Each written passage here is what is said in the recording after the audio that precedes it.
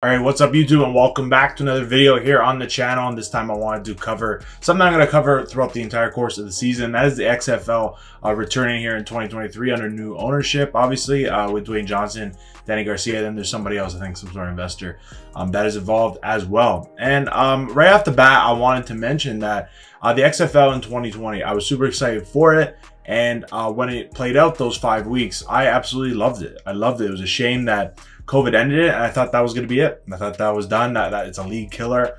I didn't expect Dwayne Johnson to swoop in and grab this with his, I believe, ex-wife. So that was huge to me. Just straight off the bat, I loved it. I love guys like Taylor Heineke was noticed through that, and especially PJ Walker and stuff. And even an outside guy, I don't know if you guys remember Sean Oakman. You know, all the memes back then and stuff, and so tragic his story and stuff like that, being falsely accused and stuff like that. And he got a chance to play football finally in the XFL. And then he's actually, I actually live in Toronto, so he's been playing for the Argos the last couple of years, and he won us helped win us a Grey Cup last year, which was awesome and stuff. So he was involved in that as well. Just I loved it. I did support DC the entire time because Cardale Jones was playing at the time. But yeah, in general though, I was really excited about this. I heard they were pretty much doing that kickoff thing, and then I love how the extra point, you know, when it comes to 1, 2, or 3, I love how they've done that. Okay, like where a lot of teams that this past weekend were using the 3 points at the 10-yard line. They were using that, and if you look back, obviously, to the San Antonio game, that crazy classic that we got out of it, and you see that was utilized. Overall, week 1 of the XFL was fantastic. I really liked it. I think it was great for the sport. I think a lot of people that didn't really expect to be interested in it were this time around and stuff. I guess people are starting for football. They're really marketing this thing, I think, better than they did back in 2020. I think now they're pretty much with ESPN rather than before. I think they were more involved with Fox and stuff. And I believe Fox has the USFL, so that's different in that sort of sense. But I think there were so many things that happened and stuff. But yeah, but like I said, I think overall it was great. I think in all 4 games that we got. I was in Chicago over the weekend, so I did watch like a bunch of the games here and there. I didn't have a chance to watch all of them live or do a live reaction to it, but we'll be doing those throughout the course of the season at some point, so just stay tuned for that as well. But when you look at it, like guys like Josh Gordon, at one time was one of the best receivers in the NFL. He was playing stuff for Seattle against my team, DC. We ended up getting the win over that. That was a really entertaining game. I think like the 4th quarter was kind of boring, where it just kind of, it wasn't a lot of score and stuff. But overall, like we had a lot of nice catches. Defense wasn't too bad either and stuff. And I think the only thing I think that is kind of hurting the league, I think it doesn't have like, well, maybe we'll get them throughout the season, but it doesn't have like a dedicated quarterback. You can tell they're very loose with it. There were some rotations, like with DC, for example. We got De'Aaron King, which they're kind of plugging him in and out and stuff like that. You look at guys like Paxton Lynch got benched. Luis Perez was playing pretty good. So a bunch of guys I still want to see too. Even Cole McDonald got some actual reps as well live. Which was cool and stuff. But in terms of like bad things that I thought, and by the way, I'm just gonna say right off the bat, like the challenging system, the fact that Dean Blandino's in the booth and you get to see him talk and break down the play, I thought that was fantastic. I thought it was great. I think it really shows some transparency with the viewer, because I find like in the NFL and even college too, like they kind of like they shut out the viewer, right? Like they don't like include them in on the process in terms of being able to see it and see the decision making happening. But with this, you are literally in there watching. I think that's what the XFL does so well as well. But in turn, a bad call was made. I think like the one that everybody talks about, but it didn't change the outcome of the game though. But it was that catch obviously made. I think it was thrown up, contested.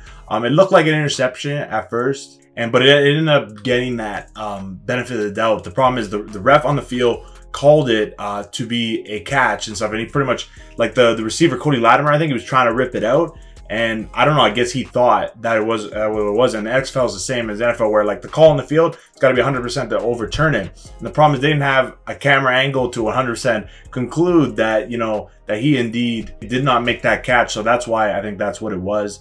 And that's how Orlando got that touchdown. And I think that was maybe a damper where everybody was like, what the hell is going on?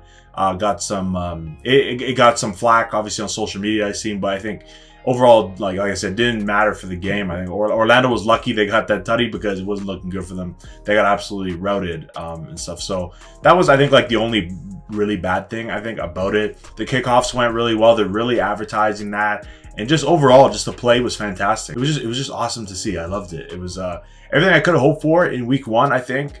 Obviously there's like little things and stuff, but I think in terms of going into week 2, this upcoming week, I think they couldn't have been in a better position. I think you kind of see open communication with the owners. Like you see the owners were at every game. Like I was following The Rock, Danny, they were all at every single game. They made sure they were at all 4 of them. They spoke about it. They announced the XFL Championship is going to be in San Antonio. It just seems really cool. I mean, I don't know what other people think about it, but I really liked what they shown. And I think like it just shows that, like, you know, it shows that they're just not doing this as an investment. Like, it actually matters. Like, you see Dwayne's mentioning about Player 54. Everybody on these rosters, this is Player 54 on the NFL roster. As you know, NFL rosters, they have 53 guys on it, and there's always that, and all these guys signify that guy that gets left out and has to figure out his future. And the fact that these spring leagues now exist, and hopefully they thrive because it gives these guys a chance to showcase their talents.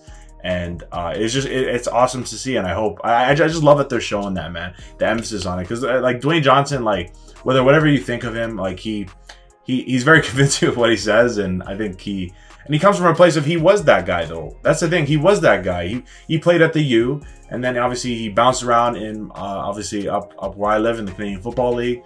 Got cut here and there. I don't know if he ended up trying out for an NFL team. I wasn't sure.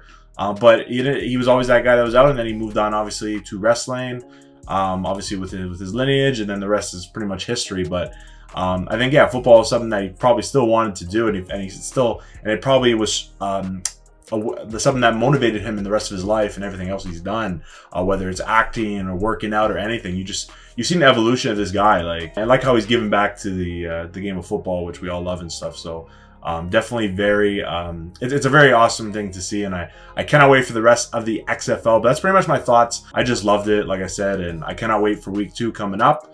And it's gonna be a fun about like a few months of football here, and then eventually we get into the USFL as well too. So that'll be really fun and stuff. And NFL draft's gonna be in April too. So just lots of things to look forward to. And I hope a lot of people get around to this. I really hope a lot of people start to watch.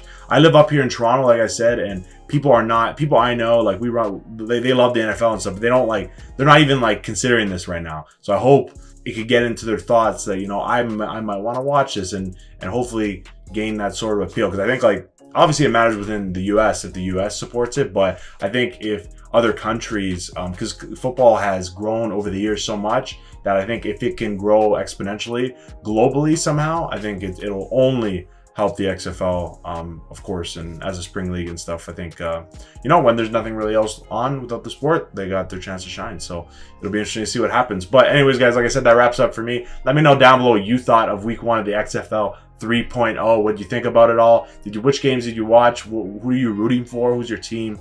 And how does it compare so far to what we got in 2020? Do you like it more? Is it the same? Do you not like it as much? Let me know down below and stuff. If you did enjoy this video, to leave a like, comment, subscribe, and turn on that notification bell down below as well. We'll be covering every week in some capacity. Some weeks I may do like a sit down, obviously, just telling you my thoughts, and some weeks I may just end up having some friends over, and we'll watch the game and record it for y'all and stuff. So it'll just depend from week to week. But next week, y'all will probably get another one of these because I'm supposed to be away again in the States as well. So yeah, but in general though, should be awesome. I'm excited for this season and for it to continue and stuff. And so far, so good. And hopefully we get through 5 weeks, unlike last time, obviously. So, and I'm just hoping for the growth of this league. I'm really hoping for it. I love how the USFL did last year. It has its issues. Honestly, I think I'm preferring the XFL right now. It's the way they do things. It's just very promising and stuff. And it's got me excited. It's got me really excited. And DC's 1-0 as well. So I'm pretty hyped about that, obviously, because they were down early and stuff. So yeah, at least they're doing good. Maybe we win the chip. We'll see how it all said and done. It's supposed to be in San Antonio, like they said. So that was pretty cool that they actually had a neutral site plan for that. So I actually don't think the first year they did that. But anyways, before I continue rambling on, thank y'all for watching. As always, I will catch you next time. Peace out.